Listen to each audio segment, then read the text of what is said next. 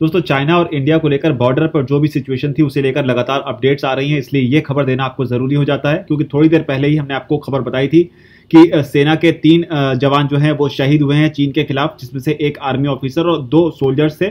लेकिन अब जो खबर आ रही है वो बेहद चौंकाने वाली है। भारतीय सेना ने यह बयान जारी कर मान लिया है कि भारत के 3 नहीं बल्कि 20 जवानों की शहादत हुई है सरहद पर चीन के खिलाफ इस स्टैंड ऑफ में, जिसमें चीन के भी 43 जवानों के मारे जाने की बात कही जा रही है। हालांकि पुख्ता तौर पर यह नहीं कहा जा सकता कि आंकड़ा इतना ही होगा, और जहां तक 43 चीनी सैनिकों की बात है तो ये 43 मारे गए हैं या उनमें से घायल हैं, ये साफ तौर पर नहीं कहा जा सकता। हालांकि 20 सैनिक जो हैं भारत के मारे गए हैं, और ये आंकड़ा जो है आगे जानकार जो मान रहे हैं उनके मुताबिक ये बढ़ भी सकता है, लेकिन कम से कम 20 सैनिकों के मारे जाने की बात जो है भारत ने स्वीकार कर ली है। ये दशकों में हुआ भारत और चीन के खिलाफ जो भी स्टैंड ऑफ हुआ उसमें ये सबसे बड़ा आंकड़ा है, और आज तक इस तरीके की घटना जो है वो देखने को नहीं मिली, जिसकी वजह से लगातार जो टेंशन है वो बढ़ती जा रही है। न सिर्फ सरहद पर बल्कि दिल्ली में भी लगातार मीटिंगों का दौर जारी है, जिसमें प्रधानमंत्री नरेंद्र मोदी और अमित शाह शामिल हैं। एएनआई के हवाले से बताया ये भी जा रहा है कि सरहद पर अभी भी चीनी हेलीकॉप्टर जो है वो देखे जा रहे हैं। वो सरहद पर उनके जो सैनिक मारे गए हैं या जो घायल हैं उन्हें लेने के लिए वहां पर चक्कर लगा रहे हैं, उन्हें लेने के लिए आए हुए हैं। और वर्ल्ड वॉर 3 जो है लगातार सोशल मीडिया पर ट्रेंड कर रहा है, और पूरी दुनिया की नजर इस वक्त इसी खबर पर है जो भारत और चीन के साथ लद्दाख के गलवान वैली में जो हुआ है। हालांकि जो एरिया जहां पर ये पूरी घटना घटी है उस एरिया को बताया जा रहा है कि काफी सक्रिय जगह है। दोस्तों को बता दें कि लगातार अपडेट्स हो रही है ये खबरें, इसमें बताया जा रहा है कि चीनी सैनिकों को जिस जगह वादे के मुताबिक अपनी जगह छोड़नी थी, जिस बातचीत के मुताबिक तय हुआ था कि वो उस पोजीशन को छोड़कर वहां से बैक ऑफ कर जाएंगे, लेकिन बताया जा रहा है कि जब वहीं पर वापस भारतीय सेना की टुकड़ी जब पेट्रोलिंग करते हुए पहुंची तो उन्होंने देखा कि वहां पर न सिर्फ चीनी सैनिक जो है मौजूद हैं बल्कि वो पूरी एक अच्छी खासी संख्या में वहां पर मुस्तैद हैं, जिसके बाद वहां पर एक हिंसक झड़प होती है। और उसके बाद में बताया ये जा रहा है कि भारतीय सेना के जो दूसरे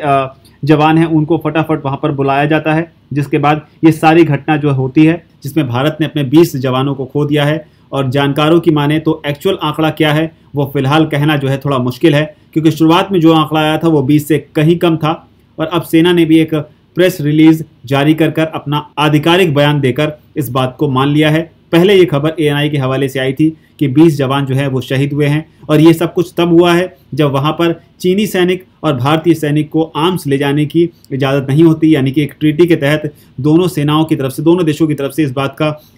एग्रीमेंट है कि कोई भी वहां पर किसी भी तरह का कोई हथियार लेकर पेट्रोलिंग के लिए नहीं जाएगा। यानी ये सारी हाथापाई और दूसरे जो कुछ भी वहां पर चीज़ें मौजूद रही होंगी, चाहे वो नुकीले पत्थर हों, इनका इस्तेमाल कर मुमकिन है ये सारी चीज़ें हुई होंगी। इसके अलावा जो कर्नल शहीद हुए हैं भारत की तरफ से उनका नाम है संतोष बाबू। उनकी मां का भी बयान आ गया है। उनकी मां का बयान जो है वो काफ़ी स्तब्ध करने वाला है, क्योंकि एक तरफ तो वो अपने आंसुओं को होल्ड कर रही हैं, बेटे के जाने का गम जो है वो छुपा रही हैं, और साथ ही इस बात को भी कहते हुए सुनी जा रही हैं कि मुझे गर्व है अपने बेटे पर कि उसने देश के लिए ये कुर्बानी दी। तो ये वीडियो जो है वो काफ़ी दुख देने वाला है। हालांकि गर्व जरूर होगा, लेकिन एक माँ ने अपना बेटा भी खोया है, लेकिन देश के लिए जिस तरीके से संतोष बाबू ने शहादत दी उस पर भी हर हिंदुस्तानी को गर्व होगा। आपको फटाफट भारतीय सेना का वो बयान भी शब्दशः बता देते हैं, जिसमें भारतीय सेना ने कहा है कि इस संघर्ष में 17 सैनिक जो हैं वो भारत के गंभीर रूप से घायल हुए थे, और 0 से कम तापमान वाले ऊंचाई पर मौजूद गलवान इलाके में उनकी मौत हो गई। इससे पहले भारतीय सेना के एक अधिकारी और 2 जवानों की मौत हो गई थी। साथ ही उन्होंने ये भी अपडेट दिया कि फिलहाल गलवान इलाके में भारत और चीन दोनों ही देशों के जो सैनिक हैं उनके बीच संघर्ष जो है वो बंद हो चुका है, और ये सारा वाकया 15 और 16 जून की रात दोनों पक्षों के बीच हिंसक संघर्ष के दौरान पेश आया। तो ये आधिकारिक बयान सेना की तरफ से जो जारी किया गया है वो हमने आपको बताया। साथ में सेना ने यह भी कहा है अपने बयान में कि भारतीय सेना देश की एकता, अखंडता और संप्रभुता की रक्षा के लिए सदैव तत्पर है। हालांकि इस बीच देश में राजनीति की बात करें तो अपोजिशन ने पीएम मोदी की चुप्पी पर सवाल उठाया है, लेकिन यहाँ पर सवाल काफी हद तक इंडियन मीडिया के जजमेंट पर भी उठता है। क्या हम चीन को जज करने में चूक गए? चीन तमाम तैयारियां कर रहा था भारत के खिलाफ, लेकिन भारत लगातार इस बात की चेस्ट थंपिंग कर रहा था कि चीन डरकर भाग गया। लेकिन अब जो खबर आई है उसमें सीधे तौर पर एक बड़ी बात सामने आई है।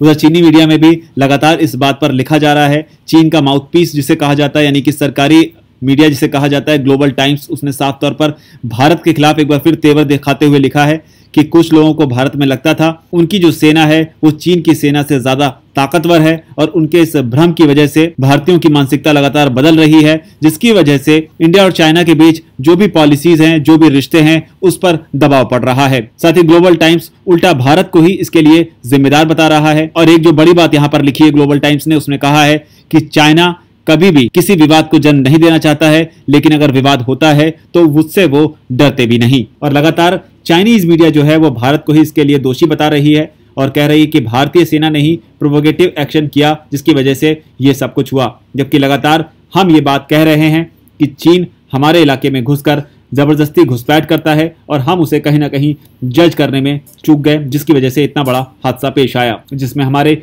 20 सैनिकों की जान चली गई। ये आंकड़ा आगे बढ़ सकता है, ये लगातार कई जानकार जो हैं वो बता रहे हैं। तो ये चीनी मीडिया की लाइन है। ये बताना इसलिए जरूरी है कि उधर चाइना में इस इंसिडेंट को किस तरीके से रिपोर्ट किया जा रहा है। चीनी मीडिया यानी ग्लोबल टाइम्स के नजरिए से चीनी सरकार की सोच को काफी हद तक समझा जा सकता है, क्योंकि चीनी मीडिया यानी कि ग्लोबल टाइम्स जो है खास तौर पर वो वहां की सरकारी सोच का एक तरह से प्रतिबिंब है। इंतजार है कि भारत इसका क्या जवाब देता है। और जहां तक उनके सैनिकों की मरने की बात है, चीन ने अभी तक कबूल नहीं की है। और शुरुआत में भी जो खबरें आई थी कि चीन के 5 सैनिकों को हमने मार दिया है, चीनी मीडिया में लगातार उसके बारे में भी यही कहा जा रहा है कि नंबर्स को वो कंफर्म नहीं करते हैं। लेकिन अब इंतजार है कि इस खबर में, दिल दहलाने वाली इस खबर में आगे क्या अपडेट होते हैं। हालांकि भारत में तमाम जानकार ये जरूर कहते हैं कि चीनी सेना किसी भी तरीके से अपनी सरकार के शह के बिना इस तरह का कोई काम नहीं कर सकती है, यानी उसको ऊपर से कहीं ना कहीं कोई हिंट रहा होगा जिसकी वजह से ये सब कुछ पेश आया।